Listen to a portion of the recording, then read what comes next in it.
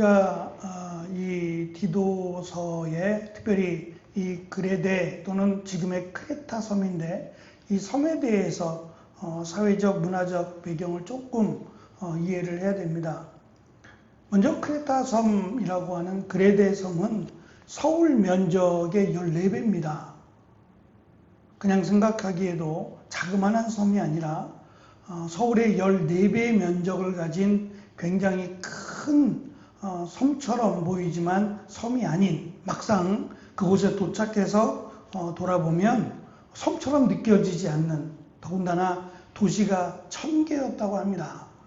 1000개의 도시를 가진, 그리고 다양한 민족들이 살고 있는 굉장히 큰 도시였다라는 것을 우리가 먼저 이해해야 되고, 두 번째는 말씀드린 다양한 민족들, 여러 민족들이 함께 이 지역을 이루고 살고 있었다라고 하는 점이 해상 무역의 중심지였다는 것을 더불어 참고해 본다면, 당시 많은 해상 경로를 통해서 무역을 하던 또 어떤 지역을 다니든 간에 이 지역을 반드시 통과해서 필요한 부분들을 채우고 또다시 이동하는 이런 숙박업이나 또는 어떤 이동하는 지역으로서의 역할을 감당했던 그런 지역이었다라고 할 때에, 특별히 이 크리티제인이라고 하는 여기서 이제 그레데라는 말이 나오게 되는데, 크리티제인이라고 하는 헬라어가 거짓말하다라는 뜻을 합니다. 그래서 그레데인답다라고 말하면 그냥 전부 거짓말입니다. 처음부터 끝까지 그들은 거짓으로 점철되어 있는, 그러니까 지역 자체에 살고 있는 이들이 그냥 다 거짓말에 능숙하고 거짓으로 아예 그냥 도배된 듯한 그런 지역이었다라는 겁니다. 그리고 심지어는 이 제우스라고 하는 당시 로마의 가장 큰 신, 위대한 신의 서열을 뽑는다면 첫 번째 서열을 가진 신이 제우스인데, 이 제우스인이 그레데에서 태어났다는 겁니다. 자기들은 그렇게 말을 했대요. 그레데 출신이다. 제우스 신이 그레데 출신이다 라고 말하면서 이 제우스 신의 여러 가지 다양한 능력들을 만들어내고 또 이 제우스 신의 특별함을 거짓말로 봤답니다.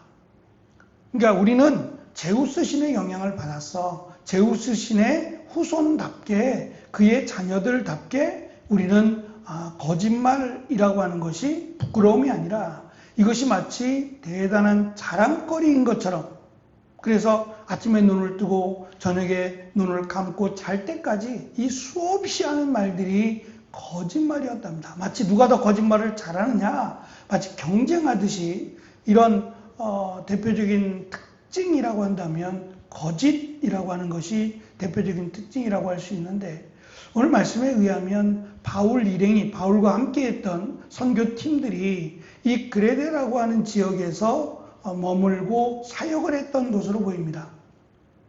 하나님의 말씀을 가르치고 교회를 세워가는 일들을 감당하다가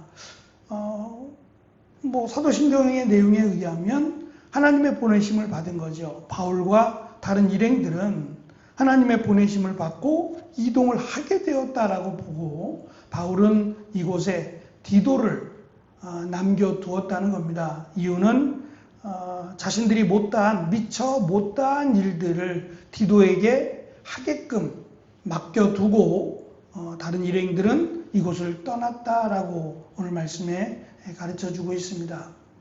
그렇게 본다면 디도라고 하는 그가 단순한 사역자라기보다는 어떤 탁월한 능력을 가진, 무엇을 조직하거나 사람을 세우거나 가르치는 일에 굉장히 탁월한, 믿고 맡길 만한 그런 인물이었다는 것도 우리는 알 수 있습니다. 먼저 1000개나 되는 도시의 각 가정교회들입니다. 지금처럼 대형화된 교회가 아니라 작은 교회들인데, 이 작은 교회들을 세우라는 겁니다.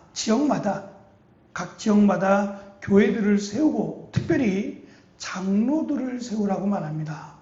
지금 말씀드린 것처럼 거짓이 난무하고 이 거짓이 생활화된 그들에게 진실하게 그리고 믿음을 가지고 하나님의 말씀을 잘 가르치고 그 말씀대로 살아갈 뿐만 아니라 본이 될 만한 리더로서의 장로를 세우는 일은 한 사람도 쉽지 않은 일입니다.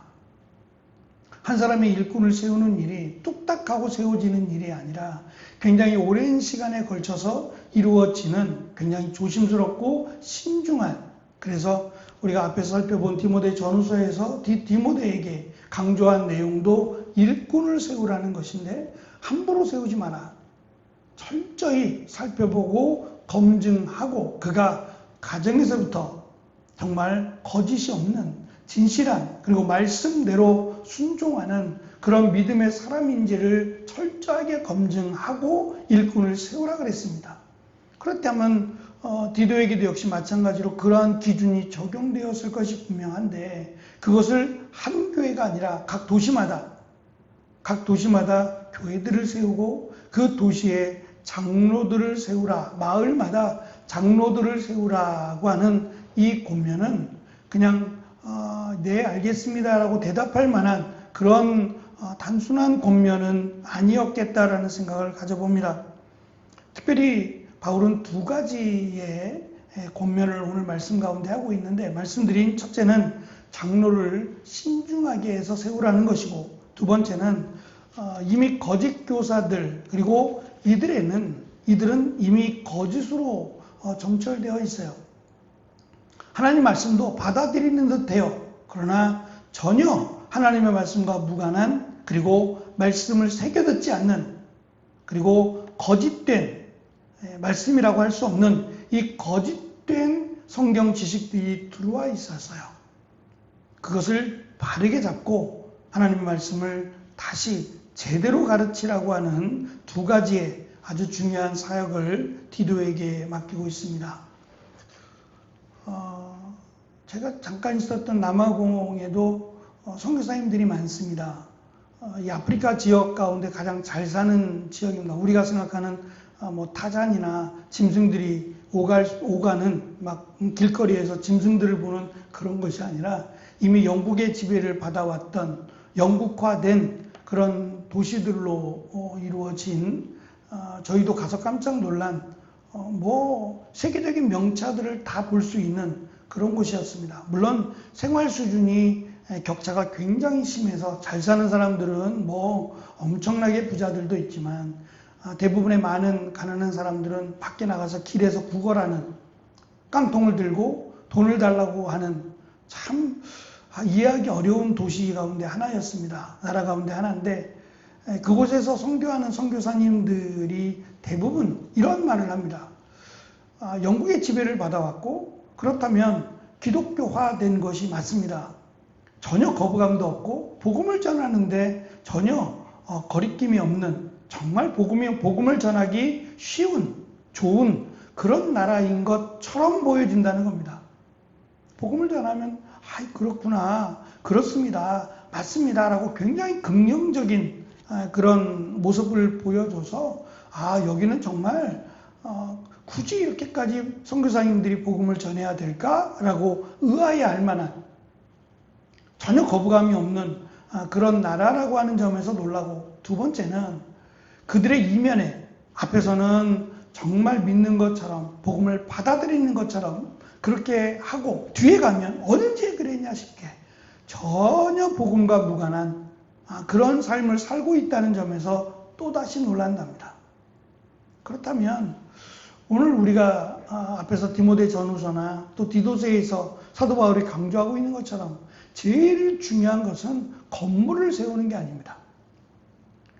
저도 당연히 그런 줄 알고 그랬던 것처럼 선교사님들이 한국교회 후원을 받아서 건물을 짓고 또 그들에게 필요한 고아원이나 이런 어떤 시설들을 세우는 일에 대해서 크게 이상하다고 여겨지지 않았습니다. 그런데 1년, 2년 시간이 지나가면서 제가 느껴지는 바는 결국은 그러한 건물들이 다 빼앗긴다는 점이에요. 어차피 선교사님들 개인의 소유로 건물을 짓거나 건물을 소유할 수 없습니다. 나라가 법을 정해놨어요. 그러면 그들 중에, 교인들 중에 믿을 만한 사람 이름으로 건물을 짓고 그들의 이름으로 교회를 세웁니다. 믿을 만하니까 그들의 이름을 빌려서 건물을 짓는데, 말씀드린 것처럼 정말 신실하고 정말 믿을 만하고 정말 이 일을 맡길 만하니까 그들을 세운 게 분명합니다. 그런데 얼마 지나지 않아서 그들이 돌변을 하고 자기 것으로 바꿔버린답니다. 사유화시켜버린답니다. 이것이 비일비재하게 일어난답니다. 정말 어제와 오늘이 다른, 철저하게 다른 그런 경우를 보면서 충격을 받는답니다. 그래서 제가 느낀 것은 건물이 아니다. 오히려 그들에게 욕심을 붙이시라고 그들의 욕망을 채워주는 것에 불과할 수 있겠다. 보이지 않지만 사람 한 사람을 끝까지, 지금 디도에게 권면하고 디모데에게 권면한 것처럼 사람 한 사람을 바르게 끝까지 세우고 또 그들을 통해서 가정교회를 이루어가는 것이, 이것이 진정한 선교의 시작이겠다라는 것을 우리가 알 수 있습니다. 지금 우리가 살아가는 이 시대에 지금의 교회도 마찬가지라고 생각합니다. 숫자는 하나님의 관심 바뀝니다. 오죽하면 두세 사람이라고 하는 가족이죠. 두세 사람이 내 이름으로 모인 곳에 라는 말씀을 예수님께서 하셨을까 싶습니다. 중요한 것은 사람이죠. 믿음의 사람. 그 한 사람을 세우는 일이 결코 쉬운 것이 아니기에 그것을 끝까지 감당하도록 디도를 이 그레데 섬에다 맡겨두고, 또 그냥 맡겨만 두는 것이 아니라 계속 관심을 가지고 기도하며 그 일을 잘 감당할 수 있도록, 그래서 이 일 가운데 물론 우리도 기도하고 또 여러 가지 도움을 주긴 하겠지만 무엇보다 디도가 이 일에 최선을 다해서 말씀을 가르치고 이 말씀을 전파하는 일에 최선을 다하도록 바울은 권면하고 있습니다. 제가 선교지를 다니면서 선교지에서 가장 부족하다라고 여겨지는 것은 물론 재정적인 부분도 부족합니다. 그래서 이 일로 인해서 선교사님들이 고민하고 또 많은 수고와 노력들을 하는 것을 봅니다. 그에 못지않게 제가 중요하게 느껴지는 것 중에 하나가 한국교회도 사실은 부재입니다. 성경 공부를 위한 교재가 한국교회에도 많이 부족합니다. 제가 그것 때문에 사실은 유학을 결정했던 일인데, 그냥 성경을 읽고 답을 달고, 제가 느꼈던 성경 공부 교재는 그렇습니다. 성경을 읽고 답을 다는 이러한 성경 공부 교재가 대부분이었어요. 저는 이런 것보다는 조금 더 성경을 읽고 알고 또 고민하고 글을 쓸 수 있는 이런 성경 공부 교재를 원해왔습니다. 근데 그런 교재를 찾아볼 수가 없어서 더 배워야겠다, 더 알아야겠다는 마음으로 하나님의 은혜로 다녀왔는데, 선교지는 특히 더합니다. 책도 부족하고 또 당연히 교재도 부족하고 또 교재를 만드는 시설도 당연히 열악합니다. 그러니까 이러한 상황 속에서 손으로 직접 써야 되는 그러한 열악한 경우도 있었고, 또는 프린터기를 한국에서 공급해 와서 이렇게 작업하고 스프링으로 끼고 하는 일들을 제가 보면서 우리가 정말 매진해야 될 것은 무엇보다 하나님의 말씀을 바르게, 그리고 많은 사람들에게 말씀을 가르치는 일이 정말 시급하고 중요하구나라는 생각을 가져보았어요. 이것은 저만의 생각이 아니라 지금 이제 몽골로 사역지를 옮긴 선교사님, 저와 함께 한 7, 8년을 함께 중국에서 말씀을 가르치는 일을 했던 선교사님의 고백이기도 했어요. 쉽지 않다. 하나님 말씀을 가르치고 하나님 말씀을 바르게 전하는 일은 결코 쉽지 않다라고 하는 생각을 제가 갈 때마다 함께 나누었고, 또 이 일에 최선을 다해서 함께 사역했던 그런 옛 생각이 납니다. 저는 지금도 교회가, 우리 교회뿐만 아니라 모든 교회들이 하나님의 말씀을 바르게, 그리고 많은 사람들에게 제대로 가르치는 일을 해야 된다. 그리고 나서 그것을 통해서 바른 일꾼들을 세워야 된다라고 하는 것에 변함이 없습니다. 이 일을 끝까지 잘 감당하고 또 잘 감당해내는 한국교회와 또 세계 모든 교회들이 되었으면 좋겠습니다. 기도하겠습니다.